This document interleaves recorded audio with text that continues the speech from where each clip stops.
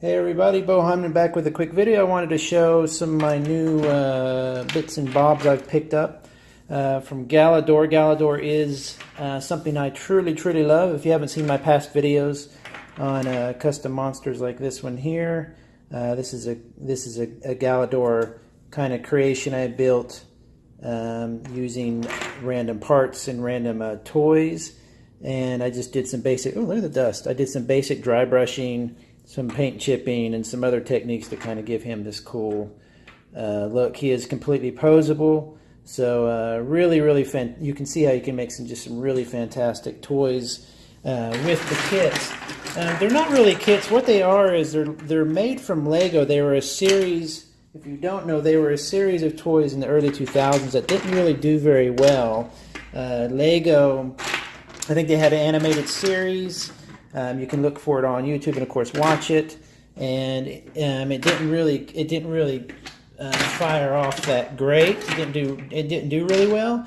So the toys are defunct now, and what's great about that, it means that people didn't really worship the toys that much, so you can get them for really cheap. I get an entire, let's say this guy here would probably be about, you can find anywhere from $5 with shipping, about a few dollars shipping I should say, so about $8.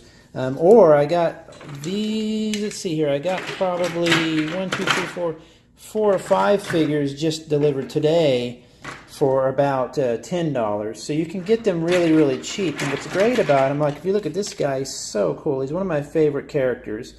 I have more of them actually over on the shelf. I have 2 of those. And this one here I got when I was younger, I think. Closer to the 2000s. He's a little dusty right now. But see, so now I have 2 of these frog guys.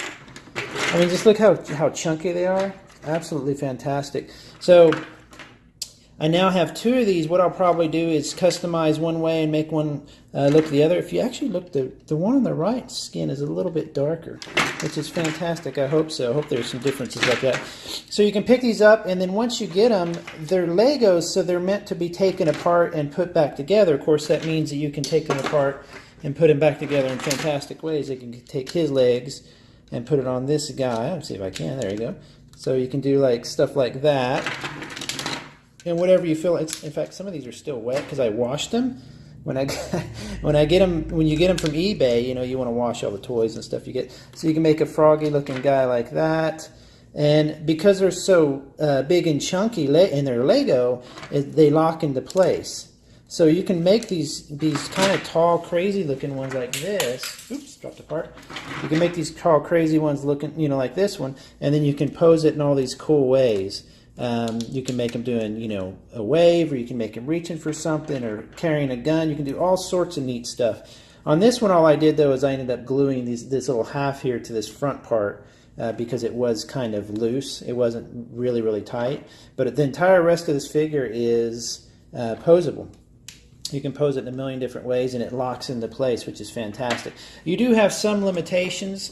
Like some heads will only tilt up on certain bodies to a certain point and will go beyond that. So you've got to kind of consider that, but a lot of times all you have to do is you just throw in an extra part like this, and then throw the head on that, and then you've got a long neck thing. You can do weird stuff with it. So I mean, it's just a fantastic, probably officially my favorite type of toy to customize, because it's so chunky and so durable. And this isn't even all that I have. I bought all this. Some of them I already had, and then I bought the rest for I got all that for $30. And I've got some more in there. I didn't even bring them all in here. Some of them are on my shelf, and some I just didn't feel like grabbing off of their stand or whatever.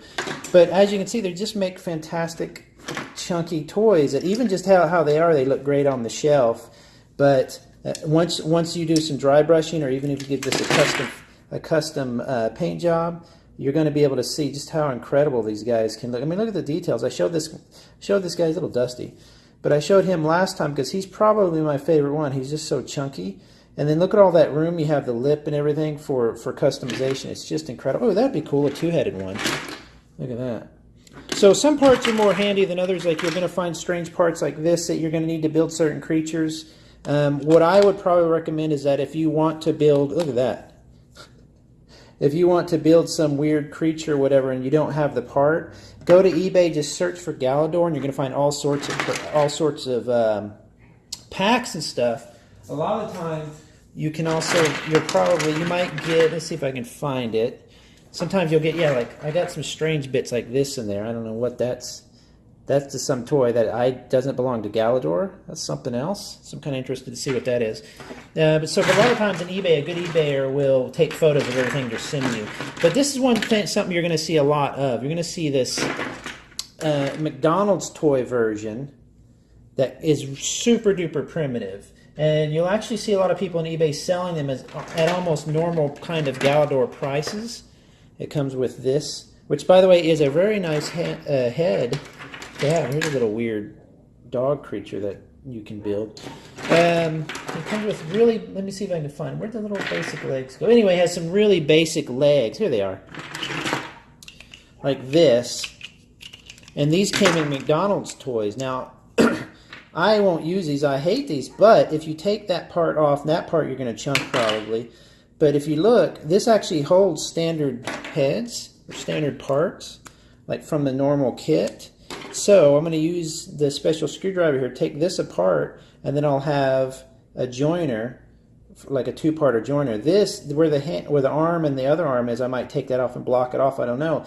But that's another type of joiner you can use. I might even leave those on there just to make some weird-looking creature. But as you can see, the robot arm right here on the left is not very good-looking, especially when you compare it to just how incredible-looking the regular robot arm is, you know, which is really, really, really nice.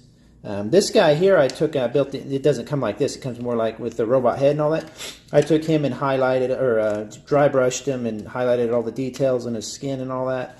So that's going to be a fun one to mess with. But so all I've been doing for the past, probably since I got all these today, and I actually have one more pack coming in of arms and legs, spare parts. I want to make some kind of really extended, creepy looking spider thing. If you can have the colors match where you don't have to do as much base painting, that's preferable.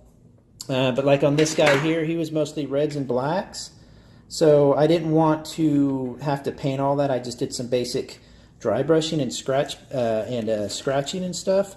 Do you know what I mean? So if you have to paint all these though, it takes to paint really, really well. You can do you can do an airbrush, or you can do a standard paint can if you need to, but it's really, really fun to have such a sturdy plastic toy that you're going to be able to just do it. Like look, these details right here, for example, is a good example. It's just a lot of these toys from, just toys and generally from the 80s on up, sometimes had such amazing texture and detail that you don't see it until you highlight it or whatever. So a lot of these molds and the people who molded them, I mean, watch these little eyes here.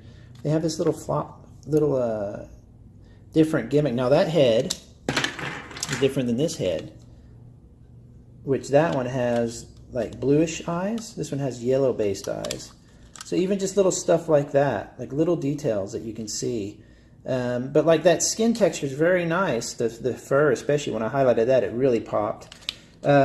So if you can do just some basic washing, you're going to pull out so much of the details. A lot of these old toys, all they need is some basic washes. And it really, really helps it out. I've got a good Ray figure on her little speeder bike here. I'll show you.